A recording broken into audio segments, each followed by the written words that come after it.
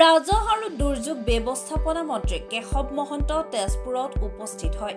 জিলা আয়ুক্তৰ কাৰ্যালয়ত শোণিতপুৰ জিলাৰ আগতীয়াকৈ বান পৰিস্থিতিৰ পৰ্যালোচনা কৰে মন্ত্ৰীগৰাকীয়ে। বৈঠকত তেজপুৰৰ বিধায়ক পৃথ্বীৰাজ ৰাভা, বৰছলাৰ বিধায়ক গণেশ কুমাৰ লিম্বু, ৰঙাপাৰাৰ বিধায়ক কৃষ্ণকমল তাঁতী উপস্থিত থাকে।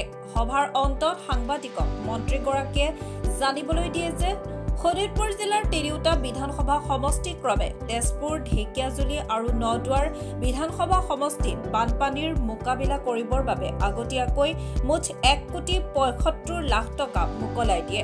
ইয়াৰে তেজপুৰৰ বাবে 75 লাখ, ঢেকিয়াজুলি আৰু নদুৱাৰৰ বাবে 50 লাখ টকাকৈ জিলা আয়ুক্তৰ জৰিয়তে মোকলাই দিয়ে।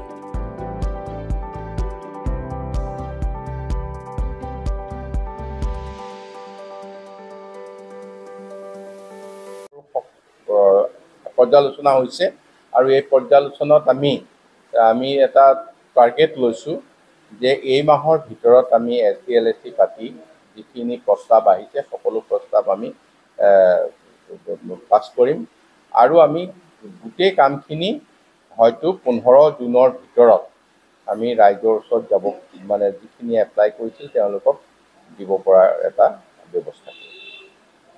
মই ব্যক্তিগতভাৱে কোৱা বিষয় নহয়, এইটো দলৰ মজিয়াত সিদ্ধান্ত হ'ব।